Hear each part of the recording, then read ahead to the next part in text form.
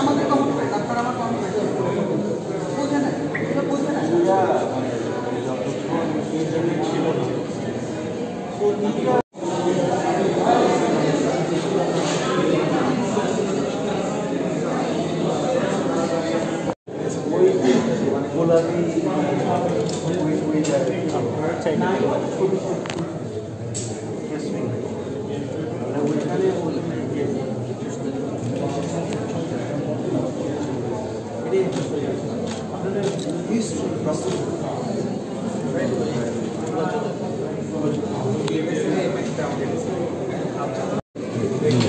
আপনারা একটু এদিকে ইয়ে করেন, আমরা একটু ছবিটা দেখবো।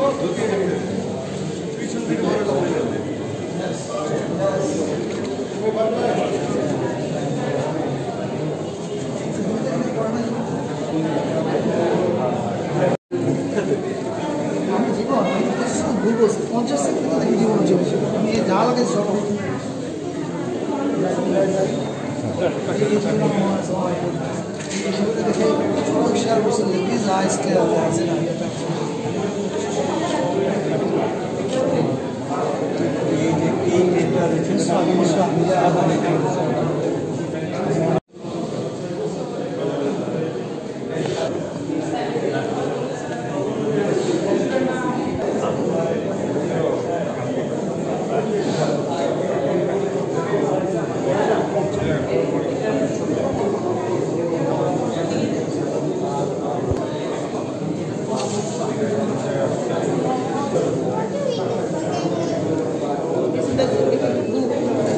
ছবির বুকটা না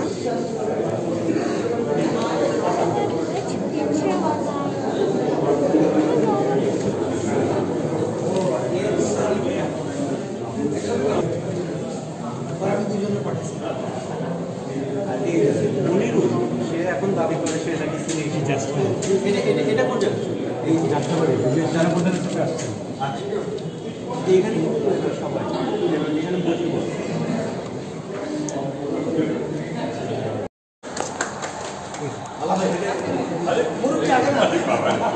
আমরা প্যাকেজে আস্তে আস্তে হয়ে গেল।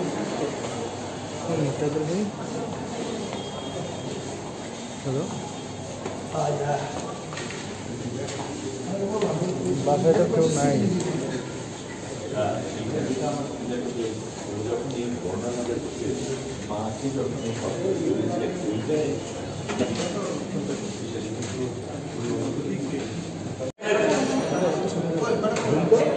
সামনে আপা আসেন কোথায়?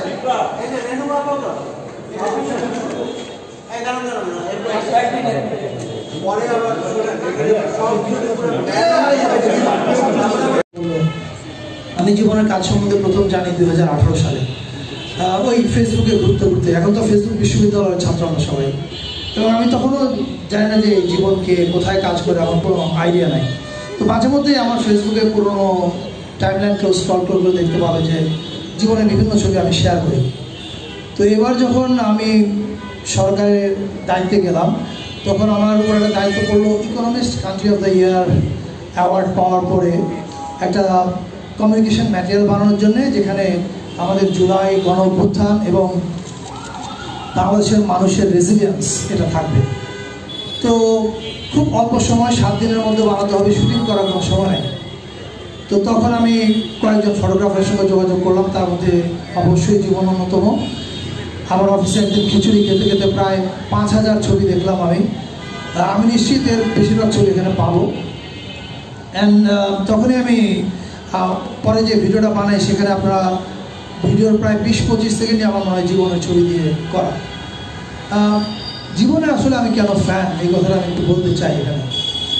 আমি যখন ফিল্ম মেকিংয়ে প্রথম আসি, তো তখন আমার ভাই ব্রাদার মানে যারা অ্যাসিস্ট্যান্ট ডিরেক্টর কাজ শিখতে চাইতো, তো ওরা যখন রাতের বেলা শুটিং শেষে আমাদের সঙ্গে বসতে গল্প করতে, তখন আমি একটা উদাহরণ প্রায় ওদেরকে দিতাম। আমি বলতাম, দেখো ধরো আবাহনী মহামেডানের খেলা হচ্ছে, আমি আবাহনী মহামেডানের যুগ, আপনারা অনেক পরে, তাই আমি বলতাম যে আবাহনী মহামেডানের খেলা হচ্ছে, এই একটা খেলা দেখতে 10টা মানুষ 10 জায়গা থেকে যায়, এবং যাওয়ার পরে যখন বাসায় ফিরে যায়, একই খেলা দেখে 10 জন 10 রকম গল্প করে। একই জিনিস কিন্তু এই ফটোগ্রাফির ক্ষেত্রেও প্রযোজ্য। একই জায়গায় একই স্পটে, এবার যখন আমি প্রায় 5000 ছবি বাছাই করছিলাম, একই স্পটে 5 জন ফটোগ্রাফারের ছবি দিচ্ছি, কাছাকাছি 2 ফিট 3 ফিট মানে দূরত্বে হয়তো তারা ছিলেন, কিন্তু আপনি দেখেই বুঝতে পারবেন যে কোনটা জীবনের তোলা, কোনটা আরেকজন তোলা। আমি কাউকে ছোট করার জন্য বলছি না, আমি বলছি this is what art is all about. রাস্তায় এবার যেটা হয়েছে সেটা না, তার বাইরে গার্মেন্ট ফ্যাক্টরির আগুনে শ্রমিকদের সাথে যখন সংঘর্ষ লেগেছে, প্রত্যেকটা ক্ষেত্রেই আমরা একেবারে সরাসরি অস্বীকার করে গেছি এবং সেটা করে পার পেয়ে গেছি। পার পেয়ে যাওয়ারও কারণ ছিল, কারণ অনেকে যাদের কথা বলার দরকার ছিল তারা নীরব ছিল। সংবাদ মাধ্যম সেখানে অনেক ক্ষেত্রে নীরব ছিল। কি বলতে পারি, মানে তার যে কোনো একটা অর্জনে, তার যে কোনো একটা উদযাপনে আমরা সাথে থাকবো, এটাই স্বাভাবিক। ঠিক যেমন আমার যদি একটা বই বের হয়, নিশ্চয় জীবনের সাথে দাঁড়াবে। এই মানে 1 বছরও কিন্তু মাত্র গেল, I still feel that in my skin. আমি এখন আমন্ত্রণ করব ঢাকা বিশ্ববিদ্যালয়ের শিক্ষক তানজিমউদ্দিন খান স্যার। তার মতো যারা ফটোগ্রাফার এবং সাংবাদিকরা যারা আসলে অভ্যুত্থানে অংশগ্রহণ করেছিল, তারা একটা তো তাদের পেশাগত জায়গা থেকে, প্রফেশনাল জায়গা থেকে তাদের কাজটা করেছে, আবার একই সাথে তারা আন্দোলনকারী হিসেবেও অংশগ্রহণ করেছে, এটা আমি মনে করি।